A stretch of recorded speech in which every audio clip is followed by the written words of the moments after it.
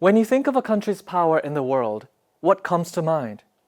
Military bases? Economic muscle? The high-stakes game of diplomacy played out in the world's capitals? But what if a nation's global engagement could be defined differently? What if its real impact wasn't measured by dominance, but by connection, by mutual respect, and by progress that everyone can share? Could there be a model rooted less in competition and more in collaboration? History often presents a starker picture. The path to modernization for many powerful nations was intertwined with conflict, colonization, and exploitation. It's a painful history that many countries remember all too well, including China. After enduring what it calls its century of humiliation, a period of foreign aggression and injustice, China shares a deep understanding with other nations. The old model of power, built on force, is not a path to follow. This experience fuels a strong desire to forge a different path. We often see China's modernization in its towering cities and advanced tech, but there's another side to the story, one rooted in its commitment to peaceful development. It's a choice that echoes its own history. Think of the voyages of Zheng He hundreds of years ago, whose massive fleets sailed not to conquer, but to trade and exchange culture. This historical preference for harmony and good neighborliness resonates with China's conscious choice today to pursue national rejuvenation without repeating the patterns of expansion and dominance. This idea isn't just a slogan. It's written into China's constitution. It's the driving force behind concepts like a global community of shared future, the simple idea that we should all rise together, that development should be for everyone, and that we are all safer when we work together. But how does such a philosophy translate from principle into practice in the complex world of the 21st century? In particular, how is it being interpreted and acted upon by the younger generation? Perhaps it's precisely because they inherit a world facing interconnected crises, from climate change to pandemics, that they understand the need for collaboration over confrontation. So let's forget grand strategy for a moment and zoom in on the human stories. Today, we're going to see how this commitment to peaceful development is being brought to life by young Chinese actionists. Not in formal diplomatic halls, but on the ground, sharing skills, bridging cultures, and working hand in hand with people across borders, driven by a simple sense of shared humanity, a spirit of universal love and fraternity.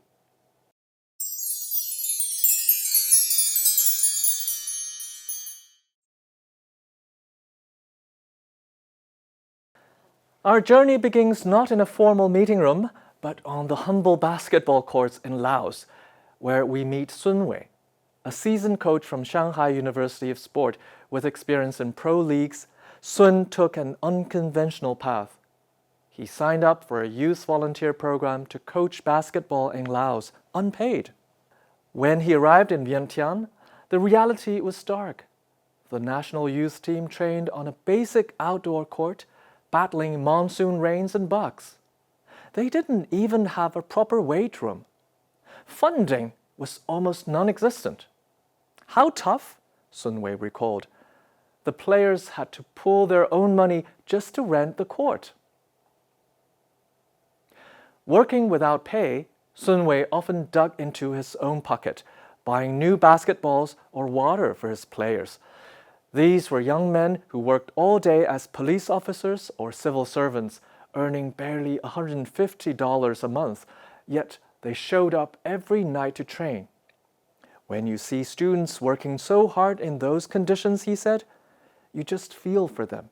You want to help. Occasionally, he'd treat the team to meals.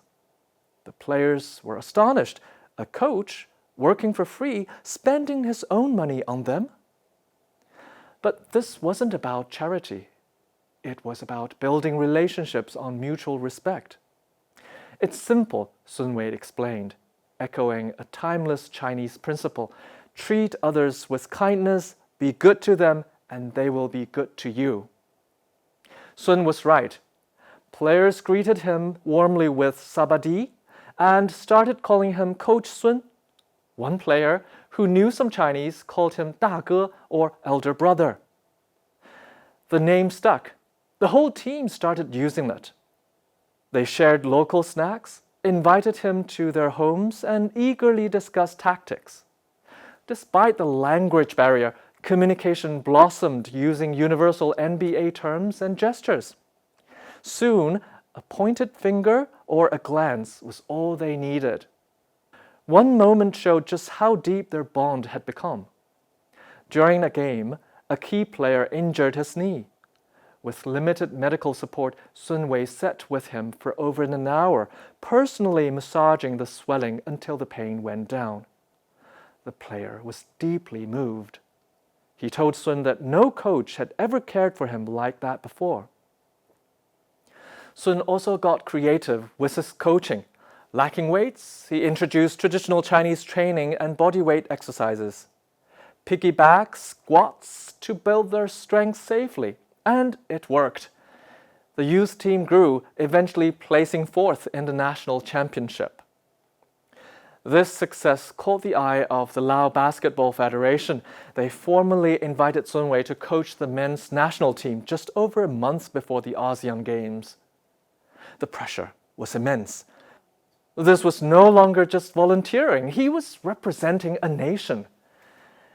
The team was non-professional, police officers, teachers, students, training in fragmented sessions. Sun Wei meticulously studied opponents, tailored strategies, and instilled national pride. You are playing for the Lao national team. Then came the 2017 ASEAN Games. It was Laos' first appearance in the finals in 20 years. Against all odds, they achieved a stunning 78-60 victory over Myanmar, their first ever win in the history of the competition. The achievement resonated. Even the Lao Secretary General asked me, how did they play so well? Sun Wei remembered. Laos finished in the top 8, a huge achievement. Other ASEAN coaches sought out Coach Sun, eager for future collaboration. The players were so overjoyed that they nearly lifted him onto their shoulders. When his 6-month term ended, the farewell was emotional. There were tears and long embraces. When you build that kind of bond, he said, struggling for words, the feeling of departure, it's hard to describe. As a final gift, the team gave him the number 1 jersey, an honor usually saved for the team captain. Reflecting on the hardship, Sun Wei says, we volunteer far from home with the goal of sharing knowledge, skills, and happiness. When I got to Laos and saw how much joy basketball could bring, as an international youth volunteer, I felt extremely happy and fulfilled. Coach Sun's story isn't just about a historic win. It's about how sport can become a language of friendship and how one person's dedication can build a bridge between people. He left behind not just a stronger team, but deep bonds of affection. From these basketball courts, our exploration continues, moving to hospital wards in Sudan, where a different kind of connection is being forged.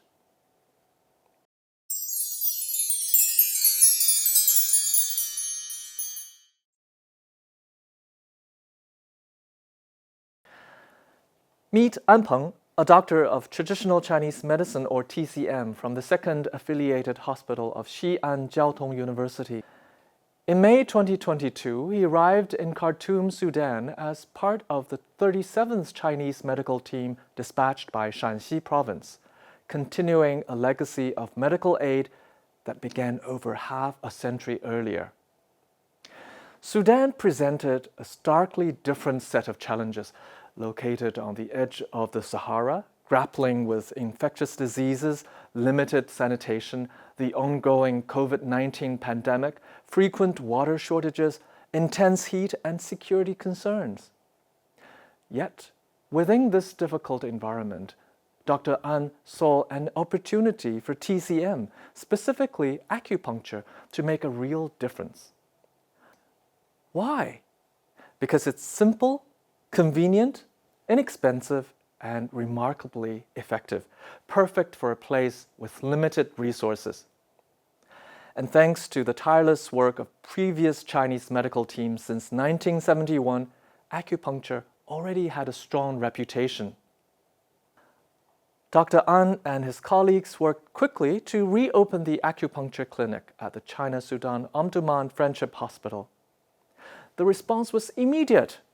On the very first day, over 50 patients arrived, many already familiar with acupuncture's benefits. Soon the clinic was seeing over 70 patients a day.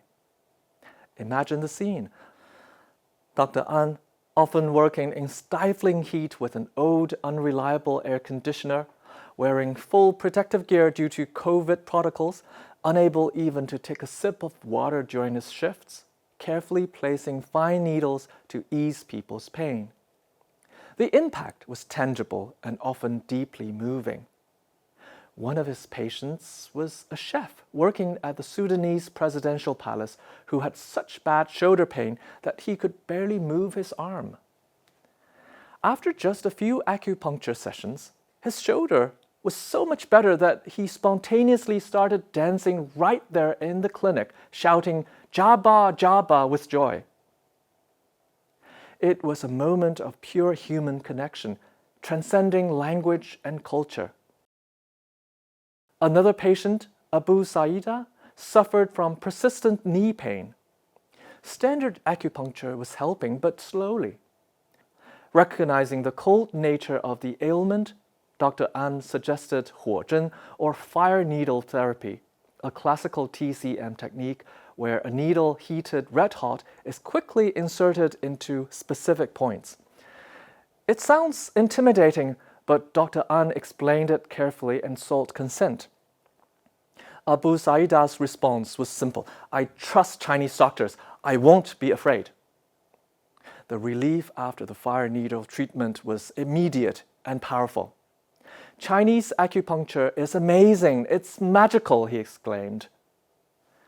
Initially, many locals thought acupuncture was only for pain relief. Dr. An worked with his local assistant to show them it could help with much more, like facial paralysis, stroke recovery, insomnia, and even rhinitis, a common issue in dusty Sudan.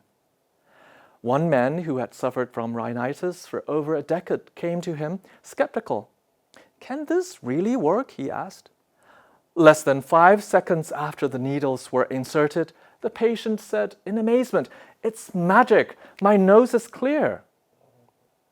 Similarly, a woman suffering from chronic headaches found relief when Dr. An identified and treated her underlying insomnia, demonstrating a holistic approach that addressed the root cause. But Dr. An knew his mission wasn't just about treating individual patients. He lived by the Chinese proverb, "Give a man a fish and you feed him for a day. Teach a man to fish and you feed him for a lifetime." He and his team were committed to building sustainable local capacity, creating a medical team that cannot be taken away. They systematically documented treatments for common diseases, shared their expertise with Sudanese colleagues, demonstrated best practices, and organized academic lectures, including a large-scale seminar on critical care medicine to address a key gap in the hospital's capabilities. This dedication to healing and teaching, carried out with humility under challenging conditions, didn't just treat illness. It nurtured trust and deepened the long-standing friendship between the people of Sudan and China. When asked if he would do it again, Dr. An's answer was firm. "If my country needs me, I'm ready and eager to serve on medical aid missions abroad." His work, like Sun Wei's, shows how sharing skills with empathy and focusing on building local strengths can be a powerful, peaceful form of global engagement, weaving connections one gentle needle, one trusting patient at a time. Our journey together ends here, on dusty basketball courts in Laos and in bustling acupuncture clinics in Sudan. These stories of young Chinese individuals building bridges through empathy, skill sharing, and genuine partnership weren't just about global outreach. They were the outward expression of the very qualities we've explored throughout this series. The qualities shaping China's unique path of modernization from within. We started this journey by asking, what is the spirit of the young people driving China's modernization? We found answers first in the countryside, witnessing the perseverance and hard work of young people to revitalize their communities. Their efforts aren't just about economics. They embody the goal of shared prosperity, striving to ensure progress benefits everyone and challenging development models where wealth concentrates in the hands of a few. They show modernization can be rooted in community, not just capital. Then we met the innovators, young minds pushing technological boundaries. Their pioneering spirit and courage to break through constraints go beyond mere technical achievement. They reflect a pursuit of material and cultural ethical advancement, seeking high-quality development that also values cultural confidence and holistic human growth, making technology a means to better lives, not just an end in itself. We stood alongside the environmental guardians, young people shouldering responsibility and taking proactive initiative to protect fragile ecosystems. Their dedication embodies the commitment to harmony between humanity and nature, forging a path that rejects the old pollute first, fix later model in favor of sustainable stewardship from the outset. We were deeply moved by the educators, pouring their hearts into bridging educational gaps. Their selfless dedication, resilience, and creative teaching methods are crucial in a nation of immense population. By reaching children in remote villages, they ignite individual potential and give meaning to the promise that modernization leaves no one behind, ensuring equity across vast human scale. And finally, we saw the bridge builders demonstrating humility, cultural empathy, and a commitment to resilient connection across borders. Their work exemplifies the path of peaceful development using collaboration, humanitarian action, and mutual learning, not imposition, to foster cooperation and weave threads of a shared global future. So, what collective portrait emerges? Not a monolithic youth marching in lockstep, but diverse individuals fueled by grit, ingenuity, a deep sense of duty, profound compassion, and a growing global awareness. They're not passive recipients, but active co-authors of China's modernization, translating national aspirations into tangible, often intensely personal action. Their actions help us see China's modernization beyond simplistic headlines. It's revealed as a process striving not just for economic power, but for shared wealth, cultural richness, ecological balance, nationwide equity, and peaceful global engagement. Crucially, it shows this path relies fundamentally on the initiative and character of its people, especially its youth, often working quietly against the grain or tackling challenges far from the spotlight. As we conclude, let's reflect. How often do we underestimate the power of individual commitment, particularly from young people, in shaping a nation's direction and identity? Seeing these young Chinese citizens dedicate their talents, whether planting trees, coding algorithms that serve communities, nurturing overlooked children, or fostering understanding across cultures, remind us that the future isn't just something that happens to us. It's built through countless choices driven by personal conviction and a sense of connection to something larger than oneself. These stories from China offer a glimpse into one nation's complex journey, but the underlying message is universal. Meaningful, sustainable progress, the kind that uplifts communities, respects our planet, and fosters human dignity, often sparks from the dedication of individuals, especially the young generation inheriting our world. May we all find inspiration in their initiative and carry forward that spirit of responsibility into our own communities, shaping a future defined not just by what we build, but by how we build it together. Thank you for joining us on this exploration.